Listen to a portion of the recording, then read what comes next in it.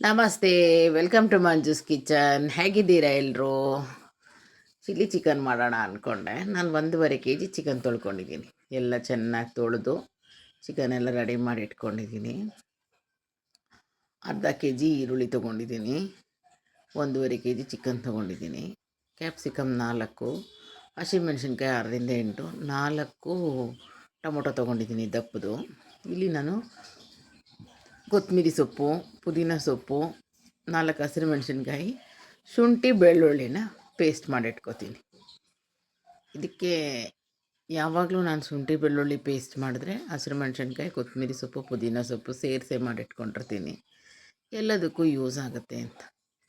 ಇವಾಗ ಇಲ್ಲಿ 4ರಿಂದ 5 ಟೇಬಲ್ ಸ್ಪೂನಷ್ಟು ಎಣ್ಣೆ ಹಾಕ್ಕೊಂಡಿದ್ದೀನಿ. ಎಣ್ಣೆ ಸ್ವಲ್ಪ ಕಾದ್ಮೇಲೆ ನಾನು ದೊಡ್ಡದೊಂದು ಬಾಣಲಿ ಇಟ್ಕೊಂಡಿದ್ದೀನಿ. ಎಣ್ಣೆ ಸ್ವಲ್ಪ ಕಾದ್ಮೇಲೆ ಹಸಿಮೆಣ್ಸಿನ್ಕಾಯಿ ಹಾಕ್ಕೊಂಡು ಇವಾಗ ಈರುಳ್ಳಿ ಹಾಕ್ಕೊಂಡು ಮಿಕ್ಸ್ ಮಾಡ್ತಾಯಿದ್ದೀನಿ. ಈರುಳ್ಳಿ ಸ್ವಲ್ಪ ಬಾಡಿಸ್ಕೋಬೇಕು. ನೀವು ನೋಡ್ತಾ ಇರ್ಬೋದು, ಈರುಳ್ಳಿ ಸ್ವಲ್ಪ ಬಾಡಬೇಕು. ಫಸ್ಟು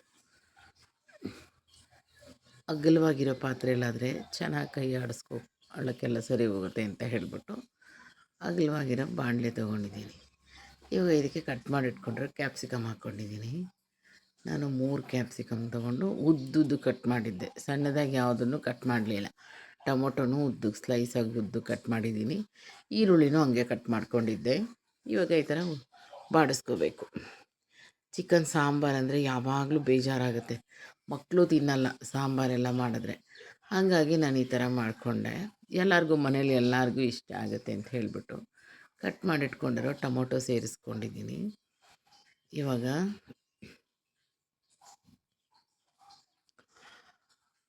ಇದು ಸ್ಪೈಸಿಯಾಗಿರಬೇಕು.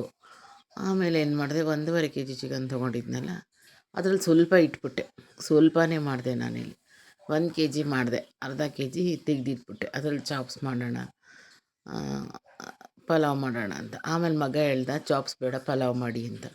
ಪಲಾವ್ ಮಾಡೋಣ ಅಂತ ಅದನ್ನು ಎತ್ತಿಟ್ಬಿಟ್ಟು ಇದನ್ನು ಹುರ್ಕೋತಾ ಇದ್ದೀನಿ. ಇವಾಗ ಇದಕ್ಕೆ ಅರಿಶಿನದ ಪುಡಿ, ಹಸಿಮೆಣ್ಸಿನ್ಕಾಯಿ ಪುಡಿ ಮತ್ತು ಗರಂ ಮಸಾಲ ಇಷ್ಟು ಸೇರಿಸಿ ಬಾಡಿಸ್ಕೊತಾ ಇದ್ದೀನಿ.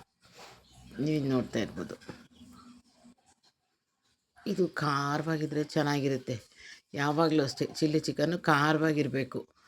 ಈ ಮಾಮೂಲಿ ಖಾರ ಸ್ವಲ್ಪ ಕಡಿಮೆ ಆದರೂ ಅದೇನಷ್ಟು ಇಷ್ಟ ಆಗಲ್ಲ. ಖಾರವಾಗಿದ್ದರೆ ಚೆನ್ನಾಗಿರುತ್ತೆ.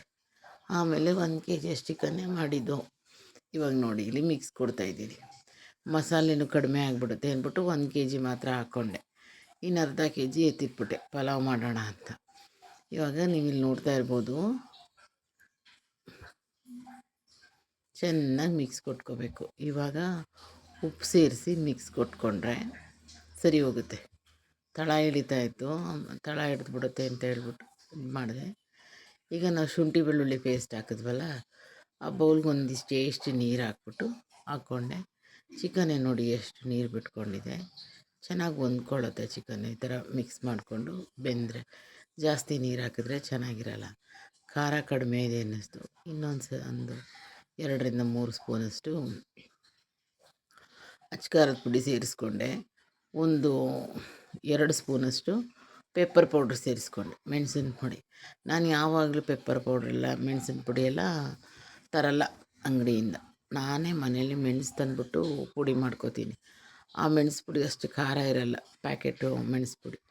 ಆಮೇಲೆ ಚೆನ್ನಾಗಿ ಬೆಂದು ನೀರೆಲ್ಲ ಇದಾಗೋಗಿ ಬೆಂದಿತ್ತು. ಚಿಕನ್ ಸಾಫ್ಟಾಗಿತ್ತು. ನೋಡಿಕೊಂಡು ಕೊತ್ತಂಬರಿ ಸೊಪ್ಪನ್ನು ಹಾಕ್ಕೊಂಡೆ. ಇದರ ಸ್ವಲ್ಪ ಗ್ರೇವಿ ಬರೋ ಹಂಗೆ ಕೂಡ ಮಾಡಿದ್ದೆ. ಸೂಪರಾಗಿ ಬಂದಿತ್ತು ಚಿಲ್ಲಿ ಚಿಕನ್ನು. ಟ್ರೈ ಮಾಡಿ. Thank you for watching.